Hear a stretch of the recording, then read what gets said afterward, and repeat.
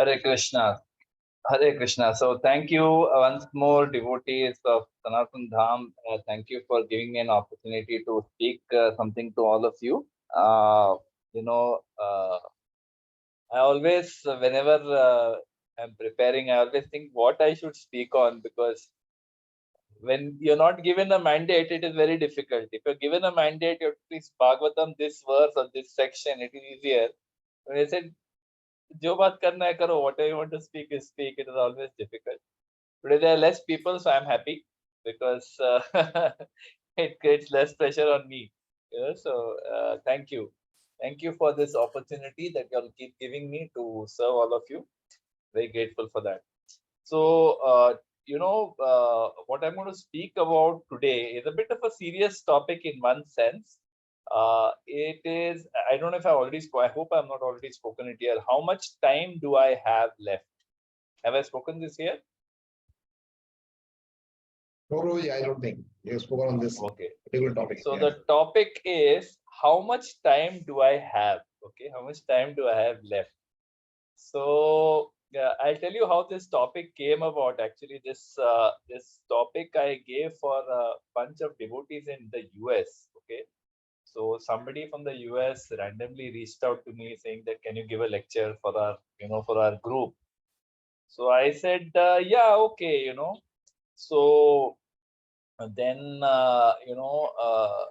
he asked me, what topic will you speak on? Okay, so I just replied to him that, how much time do I have? Depending on how much time do you have, accordingly I'll decide the topic. Okay, so he didn't respond to that. And like one day before the class, because I was going to start preparing, I saw that he has sent, I asked him, what topic should I speak on? So he sent me a flyer. I did made a flyer with my name on it, and the topic was mentioned as, how much time do I have?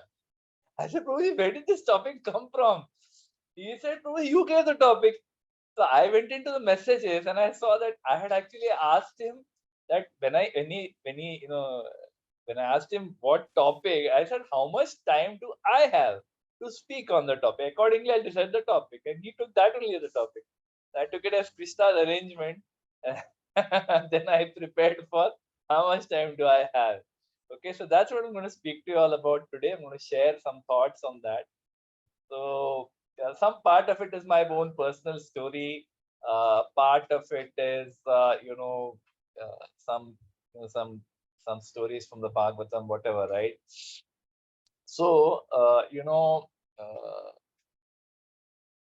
the topic is, how much time do I have left?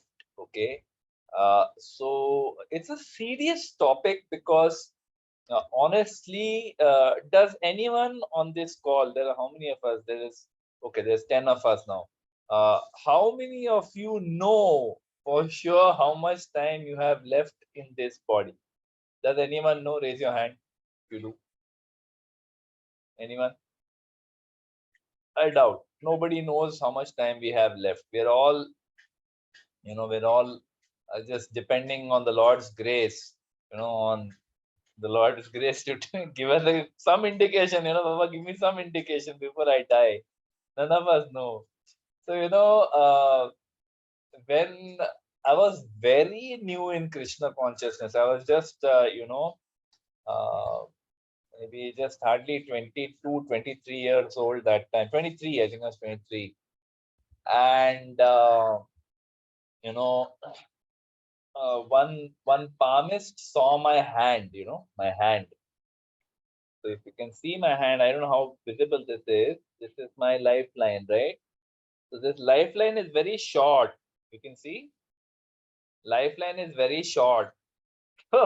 The palmist looked at me and he asked me half jokingly, how come you're still alive? तुम अभी भी जिंदा कैसे है? How come you're still alive? So, of course, I didn't know the answer. I said, whatever, Lord's grace, right? But I had an accident when I was 24. Okay, I think this conversation happened after that accident. I had an accident when I was only 24 years old. I just completed the 25th anniversary of that accident. Okay, so this is 20, no, I was 25 at that time. Yeah. So 25th anniversary of that happened on 17th April, this month, 17th April. So 1998 had a very, very massive accident. This is in Gujarat, Vapi, near Sarigam, where we were in a rickshaw, three of us, and we were hit by a speeding truck. And I survived, right? So somehow, by Krishna's grace, with hands, legs intact, no major injury to the head, massive injury in the pelvic girdle. Pelvic girdle had huge injuries. Because of that, I have a permanent almost back problem, back pain problem, permanent. But I survived. I can still walk, talk, and use my hands. So Krishna, so I'm modern day Ajamil. I have been given second chance. Like Ajamil was given, I was also given a second chance. And now, recently, I think 2-3 years back, also I had shown my horoscope to an astrologer, and I just asked out of curiosity, ki, bhai, how long will I live? They said, we can't tell like that. I said, what indication to do? Tell me, like, he said, nay, you've got a long way to go. He said, minimum 2000. I mean, he said, you'll live till at least 70. Okay. So he said, like, abhi chinta mat karo, you have a long way. But right now, there is a bad phase, for you, astrologically speaking. Right now, next 2.5 years, there's a bad phase. If you're able to cross through this phase, then you will live till at least you are, 70. So I said, okay, Hare Krishna. So, concept is really we don't know, right? What astrological predictions or anything. One astrologer saw my hand and said, "How are you still alive?" Another one said, "No, you live till 70." So no one knows. We really don't know how long we will live. How much time do I have? If you look at Parikshit Maharaj, the story of Parikshit Maharaj from Srimad Bhagavatam, he was a great devotee, right? He was a wonderful devotee. And as a devotee, he made only one mistake, just one, right? If you see his life from his very birth to, the point where he was cursed, his life was perfect. As a grandson of a direct associate of the Lord, great devotee of the Lord. Himself also was a great devotee of the Lord. All his life, he was always a wonderful devotee. He was so powerful, he had the power to chastise Kali. He was the ruler of the earth. I mean, such a qualified person made one mistake out of anger, and obviously due to the arrangement of the Lord only. We can understand that, we say, I've discussed over here in this forum, seeing the hand of Krishna and everything. And everything you can see hand of Krishna. So we can see even in the cursing of Parikshit Maharaj, we can see the hand of Krishna. Because you see, when Parikshit was such a Raja Rishi, such a powerful king, who was also, a great sadhu, was a son, great, was a grandson of a great devotee, directly connected with Krishna. How could he be afflicted with anger simply because he felt thirsty? It makes no logical sense. Because the same person, next day, practically, he sat for 7 days and 7 nights without water or food. Same person. So how suddenly he became so thirsty? So obviously, it's the arrangement of the Lord. He wanted to glorify Parikshit Maharaj, and he wanted Srimad Bhagavatam to manifest for all of us, for our benefit. So if you see, even Shringi, when Shringi cursed Parikshit Maharaj to die in 7 days, isn't it interesting that Shringi, when he was angry that, Arey, how dare these Kshatriyas, what do they think? They are on the level of our feet, they're trying to come to our head, and all that he cursed. But isn't it interesting? He could have said, let a snake bird bite this King Parikshit and he die immediately. But he said 7 days. Right? So even the fact that he said 7 days, this is also the arrangement of the Lord. Everything happens, as they say, without the will of the Lord, not even a leaf, not even a blade of grass can move. Even when Gandhari cursed Krishna, that you could have stopped this war, you could have done something to avoid this situation, you didn't do it. So like like in front of me my family died, same thing will happen to you, and you will also leave this world like a common person 36 years from now. Now you may question, why 36 years from now? Why didn't she say it will happen to you immediately, right? It could have happened immediately also. Why did she say 36 years from now? The Lord wanted it. That's what the Lord wanted, because itna mehnat karke, after so much effort, finally the Kauravas were defeated, and Dharmaraj Yudhishthir was reinstated as king, and Dharma was established. That Dharma, to establish Dharma, this whole religious war was fought, and Krishna wanted to see that Yudhishthir ruling the world for those 36 years. So therefore 36 years. So whatever happens, it happens by the Lord's arrangement only, right? But now, because Parikshit Maharaj was cursed to die in 7 days, uh, you know uh, Sukhdev Goswami also, in the second canto 2.1.12, he encourages Parikshit Maharaj. Now, Parikshit Maharaj, he came straight away to the banks of the Ganges. He sat down, and there were all sadhus who came there, knowing that he's going to come. So, he asked them that, what is the duty of a dying man? What is the most important thing for anyone to do at any stage in their life? He was asking all these questions, and then Sukhdev Goswami came, and he took the Vyasasan and he started speaking. So Sukhdev Goswami, maybe he wanted to encourage Parikshit Maharaj. So in 2.1.12, he says, what is the value of a prolonged life which is wasted, inexperienced by years in this world? Better a moment of full consciousness, because that gives one a start in searching after his supreme interest. He says, even if you have a very long life, even if you live like 100 years, 110, like one of my my father's side, his mother's sister, so his his mossy, so to say, his mother's sister or cousin sister, she died recently at the age of 103. Okay. We know of people who die at the age of 106. I think the oldest is 123 or something like that. That's what people say. Now, what is the use of a very, very long lifespan, which is wasted? It is just wasted in sense gratification. It is wasted in, ahara, nidra, bhaya, maithunam cha. What is the use, right? It is better that one moment of consciousness, that is much stronger, much more effective, one moment of full consciousness, because it gives one the start in going after a supreme interest. What is the supreme interest? Our supreme interest is to attain pure, loving, uninterrupted, and unmotivated, pure devotional service to the Supreme Personality of Godhead, Krishna. That is our supreme interest.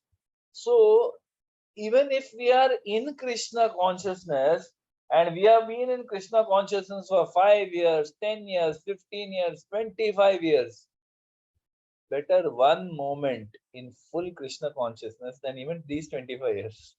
At least one moment where you're fully Krishna conscious. We should have that, right? It's very important. Then it tells the story of Khatwang Maharaj. How Khatwang Maharaj, he was invited to fight along with the demigods, along with the devatas. He was invited to fight in the heavenly planets. So he fought for them valiantly, really put in tremendous effort. And at the end of the battle, he was very tired, and but the devatas asked him that, what would you like to have? We would like to give you a boon. So somehow he was very intelligent. He was a devotee, so very intelligent, and he sensed. He asked that, how much time do I have? You know, he asked, how much time do I have left? And then when when he asked this question, the Devatas told him that you have just, the equivalent of 48 minutes. Okay. So the moment he got that, he immediately he left the heavenly planets, he came down and he became fully Krishna conscious, and he left his body in full Krishna consciousness, right?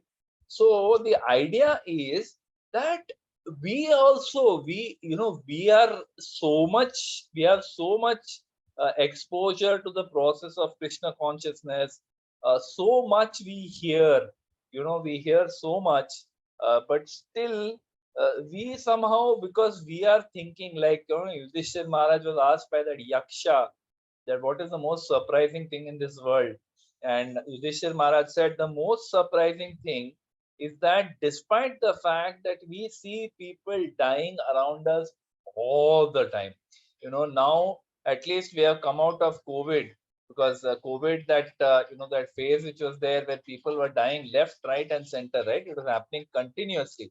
So at that time, still people became little conscious about death. But now the COVID thing is gone and we are back to our old ways, right? We're again back to the same thing where we think, "Mujhe kuch nahi hoega, nothing will happen to me. I'm all right."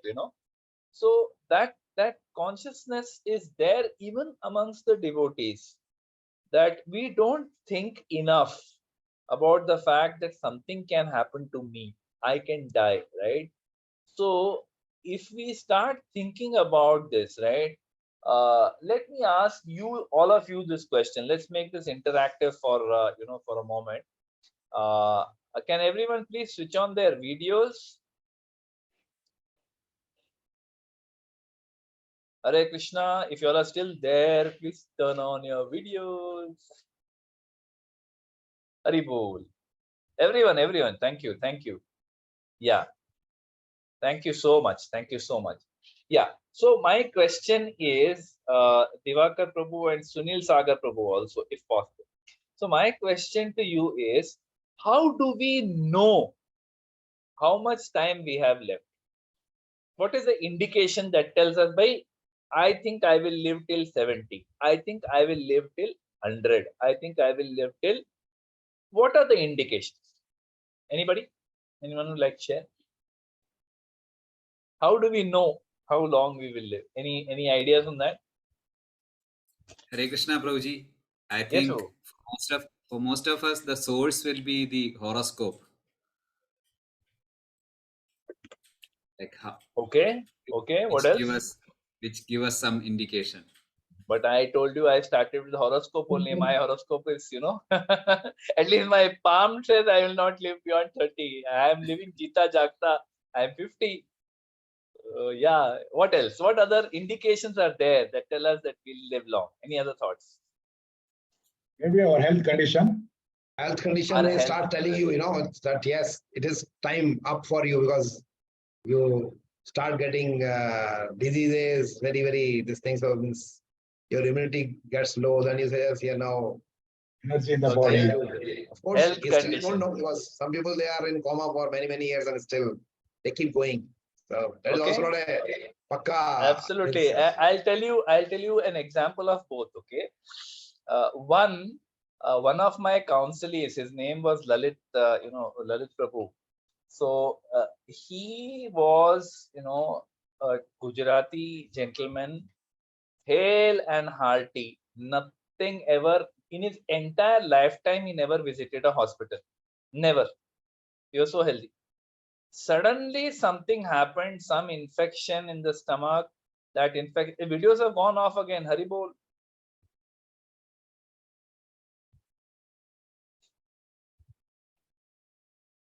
Video off matlab aap log aaram kar rahe ho. I am assuming that you all are resting, let's have some nice rest.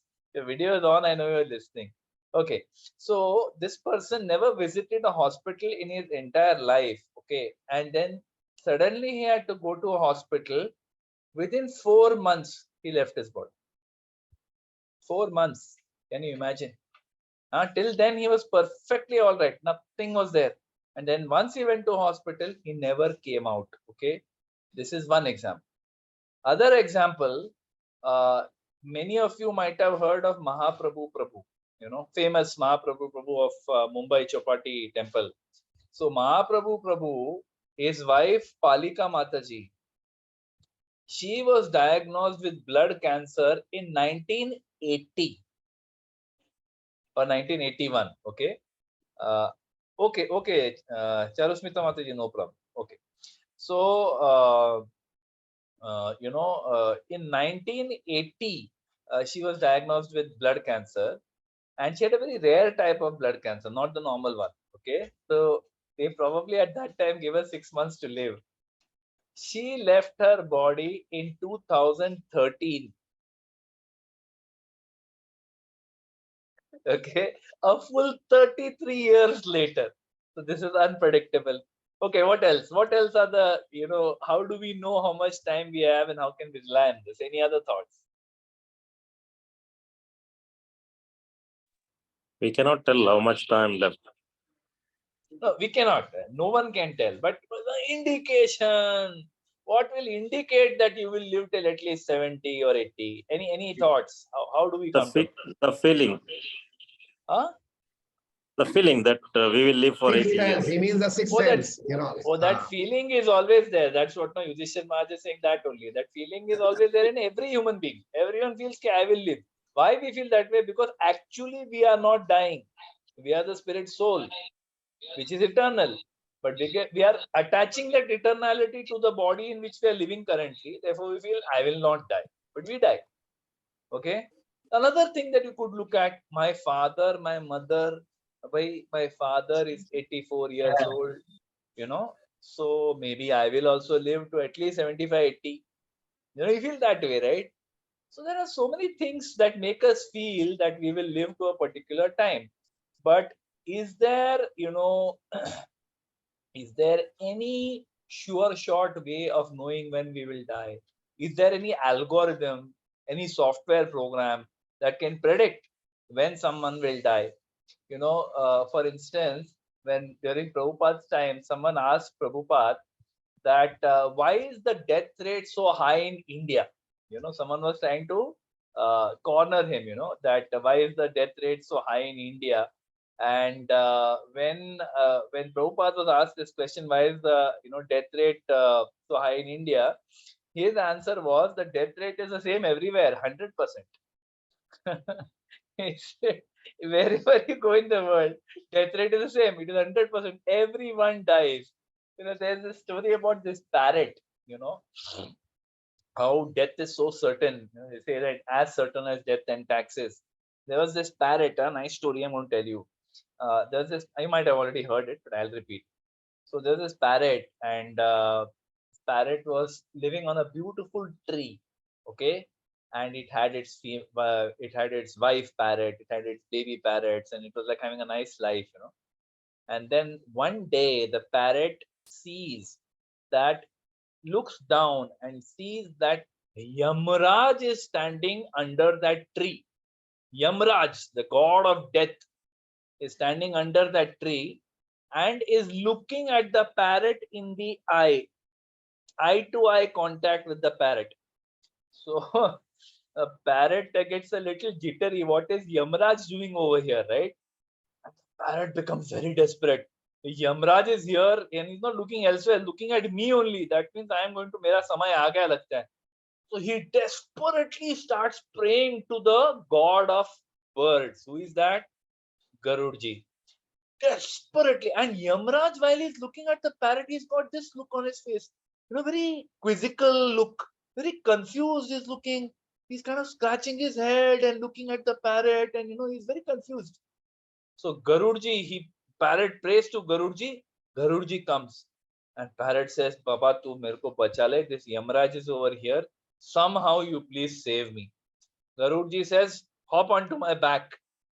Moment the parrot hops onto Garudji's back, Garudji flies off at supersonic speed. And within seconds, within a minute, he crosses 7 oceans and lands on a mountain. Inside that mountain, he goes into a cave. And the moment he puts the parrot down in that cave, the parrot dies. In 1 minute, all this is done. Okay.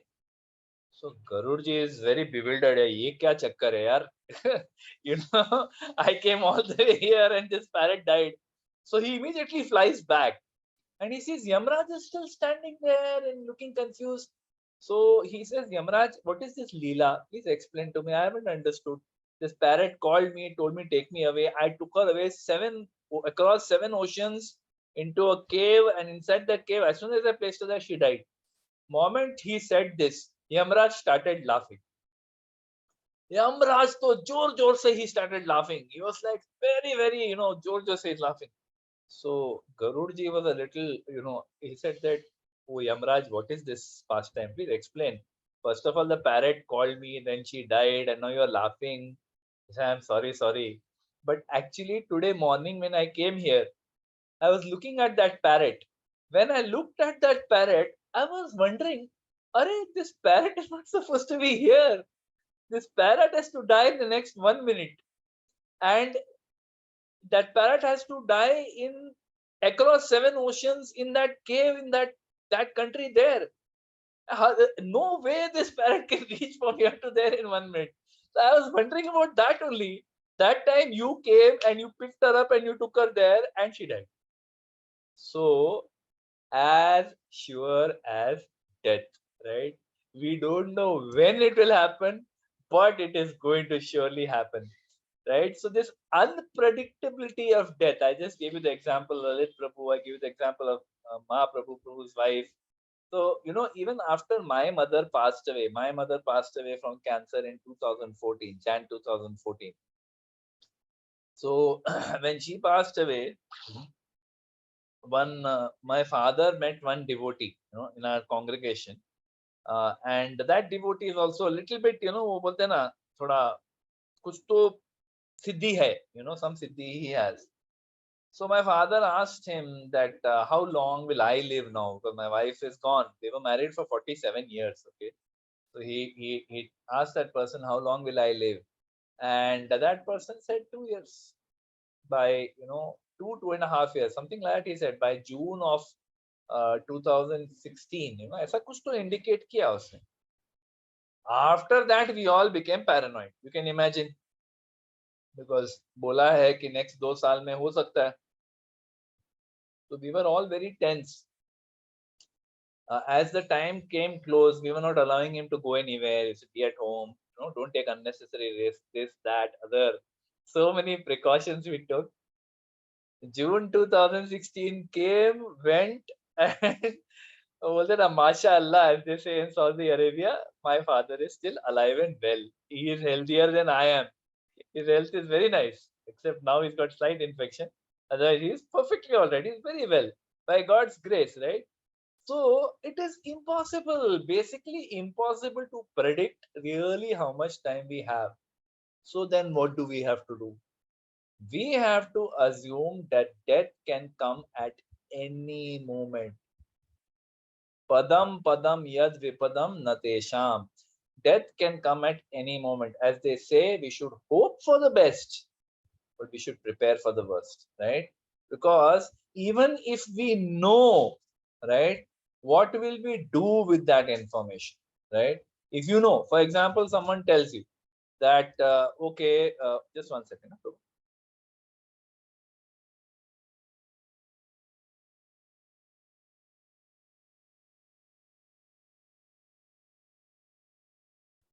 Sorry. So, even if we know that मुझे कुछ होने वाला है, what will we do with that information, right? So there are two scenarios possible.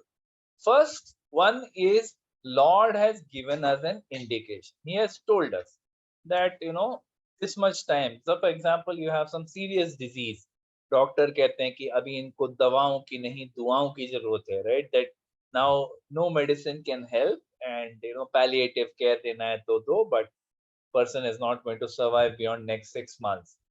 So if the Lord has given us some indication through a very serious disease which has no cure, we should take it as a blessing. It is a blessing that the Lord has given us. He has indicated, he has given us ki bhai, this is orange signal now. Red signal is going to come anytime. That is a blessing, especially for devotees. See, for other people, They may see it as a curse. Arey, mere ko life mein itna karna tha. I had to do so much more. Why did this happen to me? You know, what have I done wrong? I have not, मैंने कभी किसी का कुछ बिगाड़ा नहीं है. I have not done, never hurt anybody. Why is God so unfair? But no, for devotees, if we come to know that we have, X number of months left, it is actually a blessing for us. We're very happy. So what we should do, first of all, when this happens, we should review our priorities in life, right? What is more important now? If you know that you have got 6 months left, is it your job? Is it your family? So we should prioritize, we should understand that all my life I have been working for some company, I have earned money, I've done this and that. But when you come to know you're going to die, automatically, things change. Your thinking changes, your priorities change. We should start doing our priorities properly. Or prioritize your family. Who is more important? Your devotees. We should do our sadhana very deeply and sincerely till we are physically able to. As Mukund in the Mukund, what is that? King Kulashekar, he says, right, that when we are close to death, actually, there will be phlegm in our throat, our hearing will be impaired, our ability to speak will be gone. At that time, we may not be able to chant, we may be in a coma, we may be unconscious. God knows what's going to happen, right? So while we are still able to, we should do our sadhana very sincerely. Listen to Shrimad Bhagavatam daily, very, very attentively. Today, everywhere in the world, wherever you are, YouTube, thanks to YouTube, you can hear lectures anywhere. Wherever you are in the world, you can hear lectures every day, online, real time. If not real time, you can hear the recording later on also, right? So, if we have been given signal, deepen our sadhana. Like following the example of Maharaj Parikshit. Parikshit Maharaj, when he was cursed to die in 7 days, right? He chose to do something which he had never done. He chose to go to the bank of Ganges, sit amongst the sadhus and say, I will now only listen to Harikatha till I leave my body. Next 7 days, right? So it is amazing, like our Maharaj Parikshit, when he was given the signal that he is going to die, he did not choose to say, ki, Acha, 7 days are there, na. Okay, I am already a devotee anyway. So next 5-6 days, no, I'll just set the affairs of my state in order.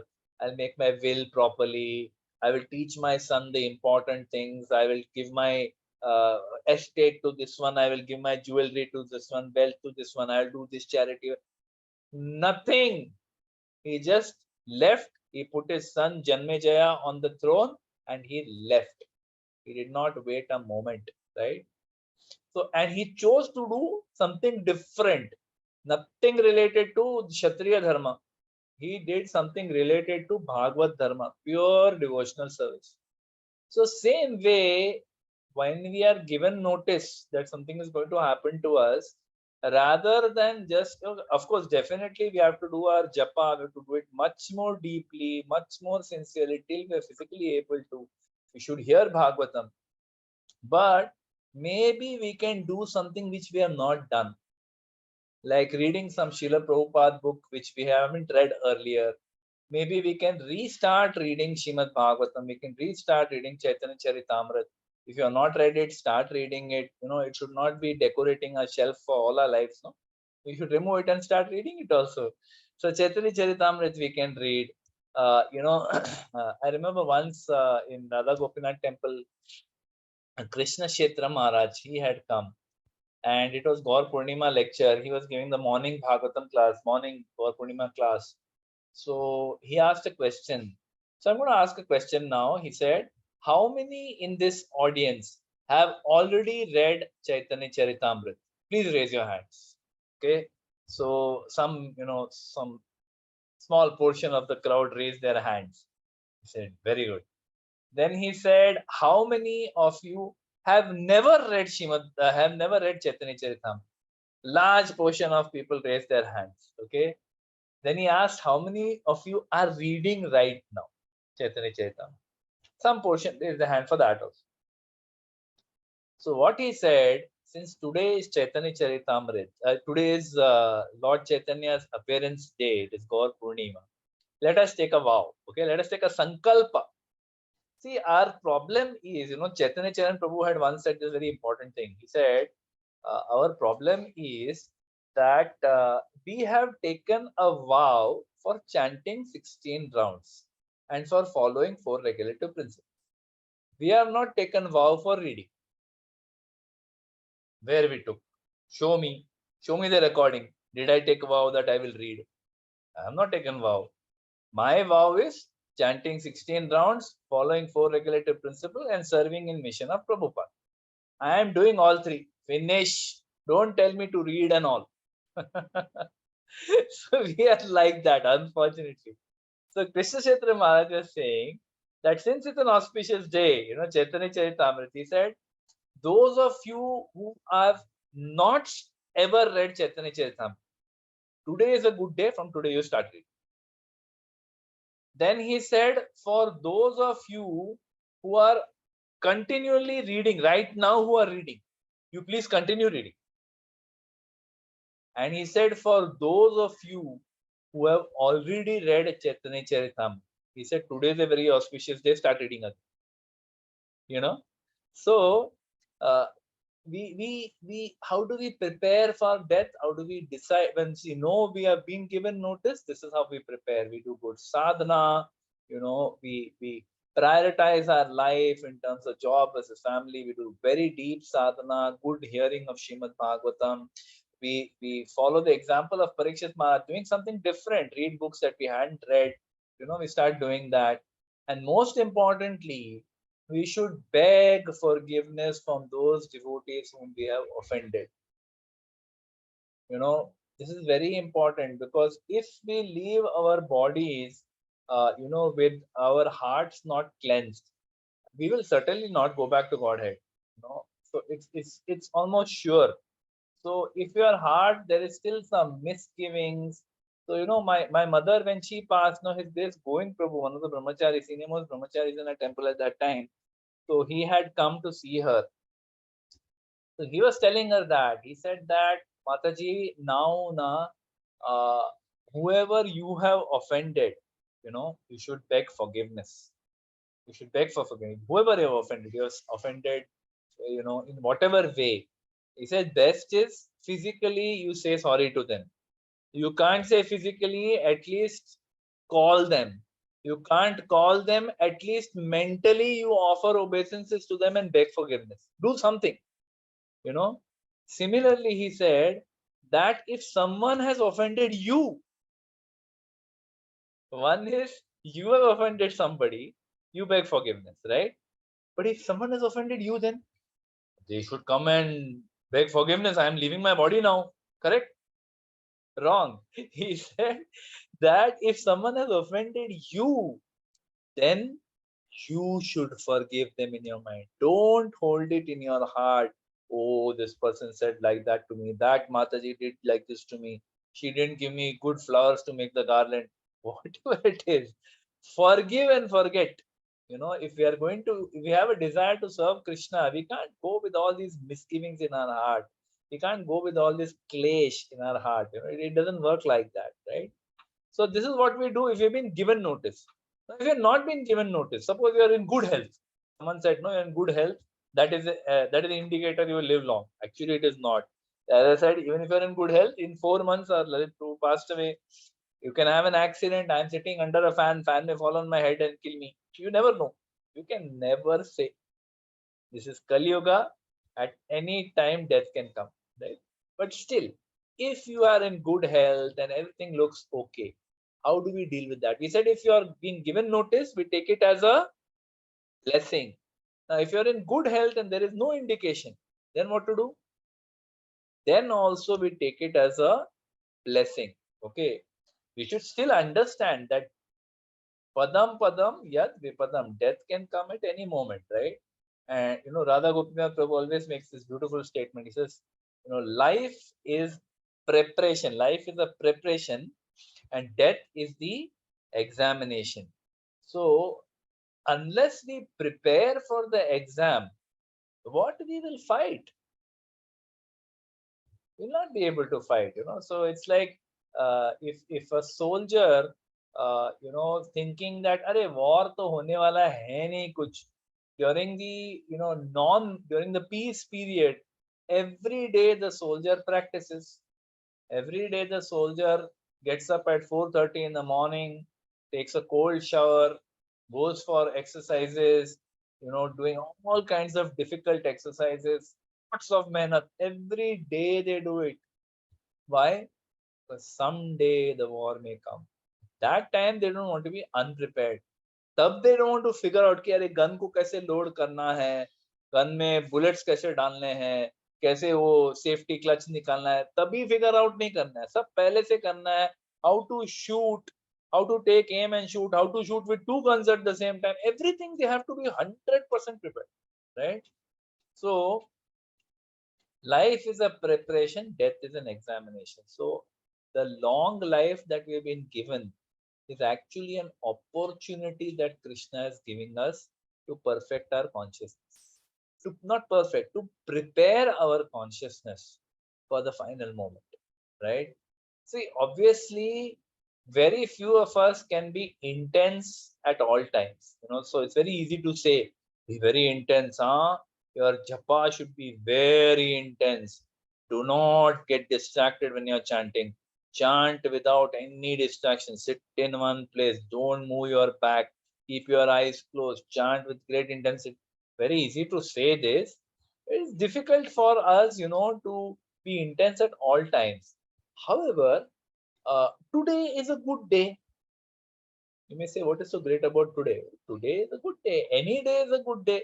Today is a good day to start becoming sincere in our sadhana and gradually starting to increase our intensity, our surrender at every opportunity that comes. So how do I do it?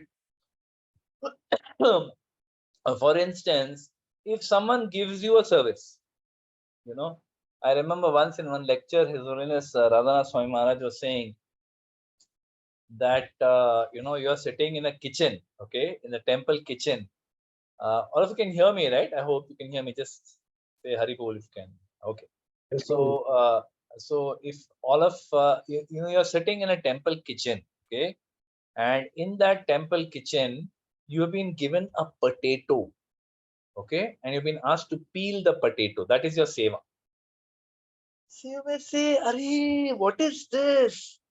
I have come to Krishna consciousness to serve the lotus feet of Shri Shri Radha Gopinath, of Gopalji. What is this potato? What am I doing here? Peeling a potato." So Maharaj was saying that no, he says that we should have this consciousness that after millions of lifetimes, I am so fortunate that I have been given this great opportunity to peel this potato, which is going to be used to prepare bhoga for the Lord.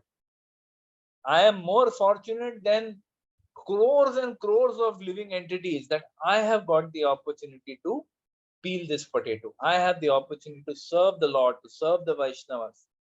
So we have to try to, when the opportunity presents itself, you may not be intense all the time, but when you are doing a japa, try to be intense. When you are reading for a lecture, try to be intense. When you are giving lecture, try to be intense. When you are offering, bhoga to the Lord, don't do it as a, formality, just ting, ting, ting, ting, ting, ting. Do it with intensity. At other times, you may be spaced out. That's fine. Not fine, but that's like okay. But at least at those moments, right, when you're making the bhoga, when you're preparing the bhoga, when you're cooking, be intense. When you're offering the bhoga, be intense. When you're eating prasad, say Annamrita Pao Shishi Radha Krishna Gunagao. Eating prasad, eat it as prasad, be intense, right? So whenever there is an opportunity, we should be intense, we should be surrendered, right? So leaving this world, okay, leaving this world will actually take just one moment, okay. I still remember my mother, when she left in this very room where I'm sitting. So, I had gone to the temple in the morning for Bhagavatam, and she was fine. Huh? She was fine. She had ups and downs. Suddenly she would go into kind of a coma, then she would come out, and she'd be fine for another 1 month. Then again, suddenly something would happen. So that cancer had spread, to the brain also. So off and on, she would have these convulsions and so on. But twice or thrice she had a convulsion, but she made it. Nothing happened. So on this particular day, my mother, in the morning when I left for the temple for Bhagavatam, it was a Sunday. So when I left for the Bhagavatam, mother was fine. She said, I asked her, can I go? She said, yeah, go, go. So I went to the temple. I came back from the temple, and I was sitting outside, outside this room. I was sitting in the hall outside, and suddenly at, I think, 1:15 or so, okay, 1:15 p.m. in the afternoon, my mother called me suddenly inside. She said that, Siddharth, come in. I'm not feeling well. I'm feeling a little uneasy. And 10-15 minutes later, she was gone. Okay, we tried, everything. We put that mask, we tried to, whatever, we called the doctor. But within seconds, we realized that she's going, she's going to leave now. So we all started chanting for her, and she told her, Amma, you also try to chant. She also, I think, chanted 1 or 2 mantras. And then she closed her eyes, her tongue came out a little bit, and she left. She was gone in minutes. Okay. So we also don't know, leaving this world may just take 1 moment or 1 minute. We don't know what condition we will be in at that time, right? But if Krishna wills, if it is the will of the Lord, we will be able to remember him, right? So rather than thinking about when we will leave, how much time I have left, we should try to spend every moment of our day, each moment of our day as an offering to the Lord. Whatever you're doing, yat karoshi, yadasnashi, yat juhosi, dadasi, yat tapasyasi kaunteya, tat kurushva mad arpanam. Whatever we have, yat karoshi, whatever we do, our jobs, our services at home, our services in the center, whatever we are doing, we're reading, we're chanting, we're working in some computer firm, we're working in some construction firm, whatever we are doing, right? Yat karoshi, yat ashnashi, whatever you eat, whatever you wear, whatever house you have, whatever clothes you may buy, whatever car you may buy, whatever you do,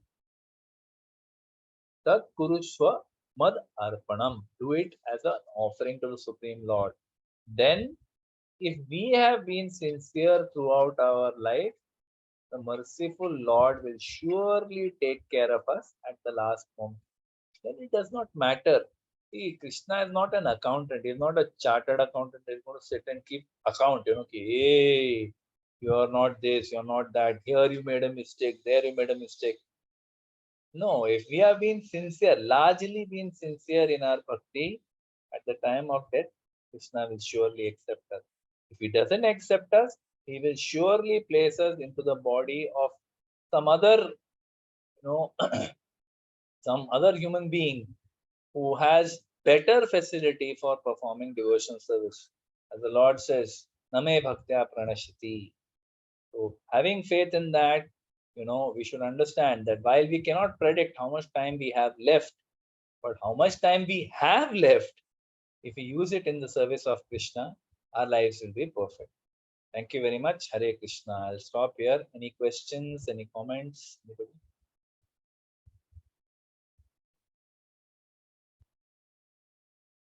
Hey, Krishna Prabhuji, thank you very much for the wonderful discourse. It's as usual, I would say. And it was so interesting that it doesn't look like a lecture, in fact. So I would like to share 2 of the lectures. One was a recent lecture I heard. It was Om Leela Prabhu's lecture, where he was recalling that he visited Mayapur recently, and he met His Holiness Jayapataka Maharaj. So he asked Maharaj that, how do you have so much love for Mahaprabhu, Rang Prabhu? How do you have so much of love for Chaitanya Mahaprabhu? So Maharaj replied that you should read Chaitanya Charitamrita 108 times. So Amulya Prabhu asked him, Maharaj, have you read 108 times? So Maharaj replied him, wrong back. So you very rightly said that we should, because if we read once, we said, oh, hamara ho gaya. We have done. Yes. Now if anybody says, have you read? Yes, I have read. And how much time you read? Only once. And if you read once, and most of the time you don't remember also what you are read. So that is one incident. And second, very incident you have narrated at Potato one. That how we should think and we should take this every service as a great service that we have got this chance. So then I recall a lecture from Gaurang Prabhu from Mumbai. So he was narrating that when he joined Krishna consciousness after his IIT, so he was given the service of making chapatis. So he was making chapatis, and one other fellow also joined. So they both were making chapatis. So that fellow was saying, "Oh, I was such a great preacher in my village that everybody used to listen, and here they have given me this chapati service." So he used to complain. So Gaurang said, why I am also doing the same thing? Why do you complain me? If you want to complain, you complain to some authorities that they should give you better services of preaching or some giving lectures. So somehow or other, after 1 week or so, this other fellow left his temple. He said he was not satisfied. So then Gaurang said that he met me after say 10 years or so. Then he recognized, yes, we were both making chapatis that time. So then after that, I left this temple and I married. So unfortunately, my wife had a back pain, and my house also had to make chapatis. So had he had more patience, then maybe he would have so we are very rightly given these two very nice examples, which I also related with these. So thank you once again for your wonderful lecture. So anybody other has some questions, you may ask. Hare Krishna. Any questions, comments, anybody else?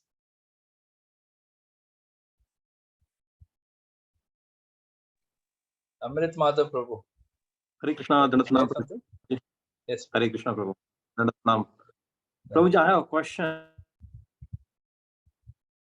Doing something. Yeah, sorry, I lost you. You have a question? How to know that Prabhu, can you repeat your question? Because part of it we have not heard. I'm asking question. I'm audible, Prabhuji, to everyone? Yes. Prabhuji, if a person is doing something, how to know that that thing is being done by the will of the Lord or by the will of that person? Whatever something is being done by the will of the Lord, will of the person, but it happens by the will of the Lord. So, for instance, I may decide to give a lecture over here. Okay.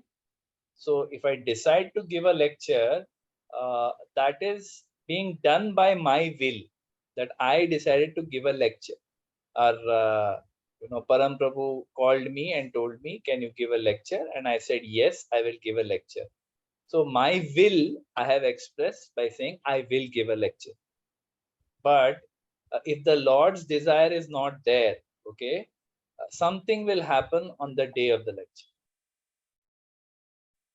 So either my internet is not working, my laptop will crash, I suddenly fall extremely sick and I'm not able to give lectures. Something will happen. So as they say, man proposes, God disposes. If the Lord's will is not there, no matter what your will is, it will not happen. So the point is that Krishna gives us free will to do whatever we want to do. He gives us free will. Okay. But whether we are able to do it or not, it depends on our karma. Does our karma support our desire? If karma's backing is not there, then Lord's sanction will not be there, then it will not. Does that answer your question? You look very confused. Yes. Yes, Prabhuji. So this is applicable even the case of materialistic person also. Everybody. Same story. That we have a free will to desire and to do things. Okay, free will. The Lord doesn't take away our free will at any point, even for a devotee. He doesn't take away our free will, right? But with our free will, we may express a desire or we may try to do something. Now, for example, if I have free will that I want to kill somebody, and I may do all the planning to kill that person. But when I try to kill, something happens. Police comes, something happens. The person is saved. So if the Lord doesn't desire it, that person will not die a violent death at my hands.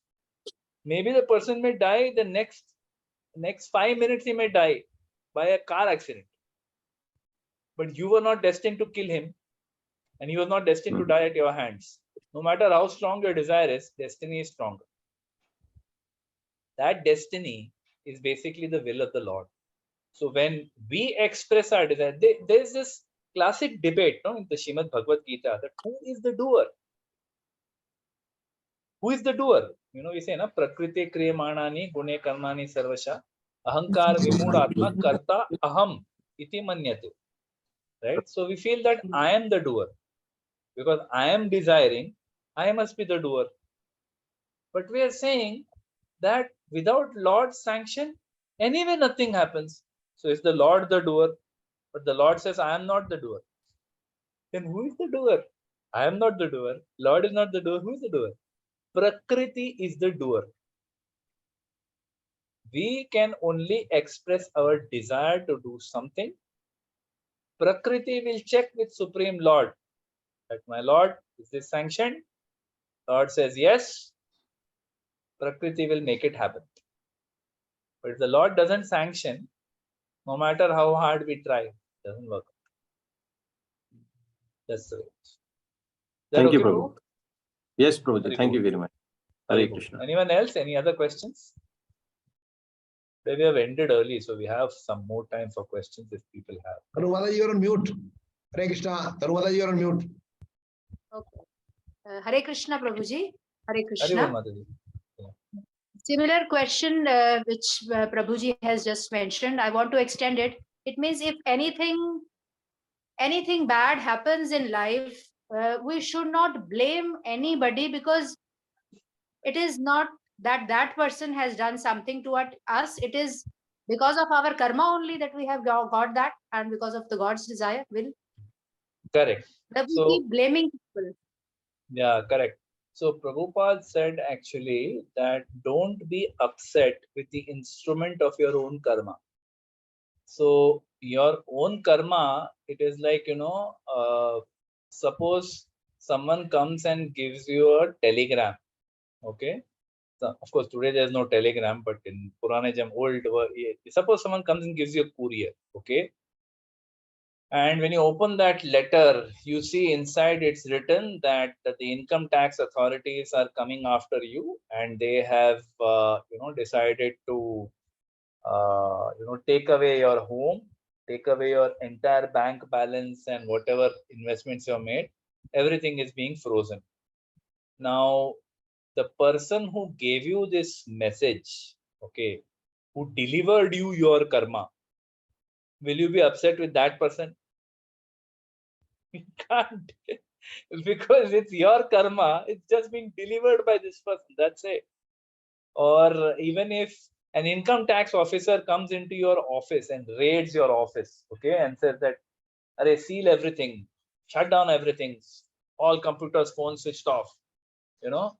Now the officer who's come inside your office, to raid your office, is there a point in being angry with him? No, because he is just the instrument of your own karma. You have been evading taxes. You had it coming and it came to you.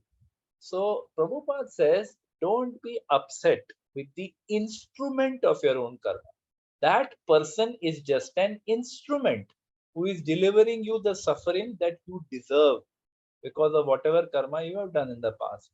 So no point in being upset with that person. You understand, no, this is my karma. At least devotees should try to understand philosophically. No, this is my karma, therefore I am suffering. Now, question may come, somebody else is suffering.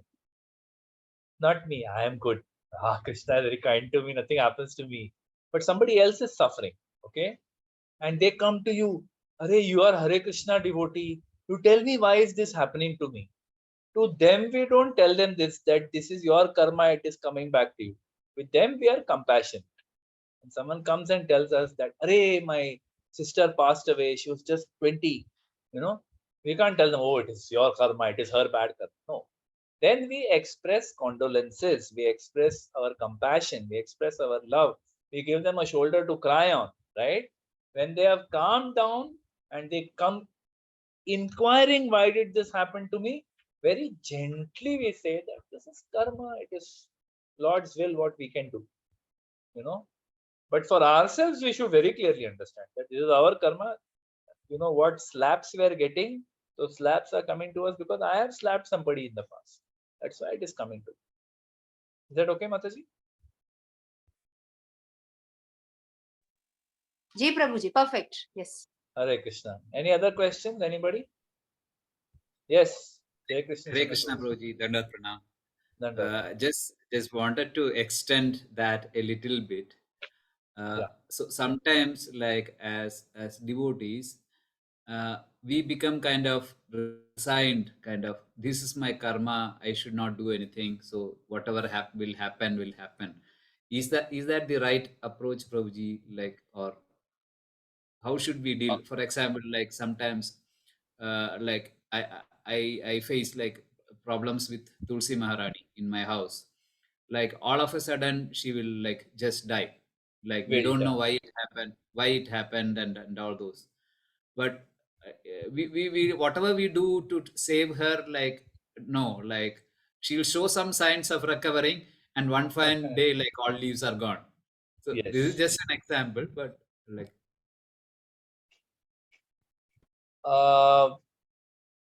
So as devotees, right, we should not become fatalistic. We accept that I am not the doer. We accept that karma will come to me the way it has to come. We accept that everything happens by the will of the Lord. But that doesn't mean we stop trying. We put our best efforts. Best efforts towards what? Towards serving Krishna. To serve the Lord, to serve the Vaishnavas, whatever best we can do within our capacity, we should try to do. If you are working in an office, we should try to work very hard, do a good job, be at the top of your profession. Why? So that, by being at top of your profession, plus being a good devotee, you are able to impress many more people than by preaching. So you have to put full effort. After putting full effort, if the Lord desires, you will get result. Lord doesn't desire, you will not get result. But that doesn't mean you stop trying. Because the moment we stop trying, that's what Arjuna did, no? What I can do? Anyway, my Lord, you are going to kill them anyway. Why should? Like in the Gita, in the 11th chapter, he shows in the what is that? What is it called? The universal form. He shows the universal form in the Vishwaroop. In the Vishwaroop that he shows, Arjuna sees that all the Kauravas, everyone is entering into the mouth of the Lord. Everyone's going to die. So Arjuna said, anyway, they're all going to die, no Lord. So why are you making me fight? Let somebody else fight. Anyway, you will kill them. मैं क्यों इतना fight मारूं? He could have said that. Would the Lord tolerate it? No. Whole purpose of Gita was what? That Baba, you do your dharma. You do your dharma. Like matra sparshastu kaunteya shita ushna sukha dukkada agama apayano anityas tamsi tikshasu bharata. That like heat and summer, like the summer and winter seasons come and go, same way happiness and distress will keep coming. You keep doing your duty, you tolerate whatever pain and whatever pleasure comes, you just tolerate, just go on with your work, do your best and leave the rest to Krishna. That is the purpose of speaking Gita. That is the main aim of Gita, that you have to do your best, you do your duty sincerely, don't just sit. Yes, it is also true It is also true that if it is in your destiny, you just sit and it will come and fall in your plate. You don't have to do anything. But the Lord doesn't like that. Lord wants us to try. So we have to do our duty. And then the Lord will provide for everything. Like that. So same way, the example you gave, Tulsi Maharani, if we are really disturbed by it, read books, go online, try to do research. What can be done to protect, the body of Tulsi Maharani? Whatever you can do, you do it. But after you've done everything, still Tulsi, doesn't survive. Understand that, yeah, Lord is purifying me, helping me understand that I am not pure enough to serve Tulsi Maharani. I'll bring one more and start again. We don't stop our service just because Tulsi Maharani has, has not favored us. We don't stop our service like that. We have to continue serving. Keep trying. Is that okay, bro? Thank you very much, Prabhuji. Hare Krishna. Any other last question? One last question before we end. Anyone else? Hare Krishna, All right. Prabhuji. Yes, Mataji. Prabhuji, if we strive hard in our profession to, as you said, ki one must try to reach to the top. Is it not that we are then have less time to do the devotional service and will become, in fact, more materialistic? Is it not that if we try Mataji, for growth, good material question. growth? Good question. Material? It's a good question. It's a good question. There is a whole topic. They have one whole seminar that I give on this. Material ambition versus spiritual ambition. But the long and short of it is like this: that material ambition is all right as long as we apply these two verses. Two verses. Material ambition is fine. Be extremely ambitious.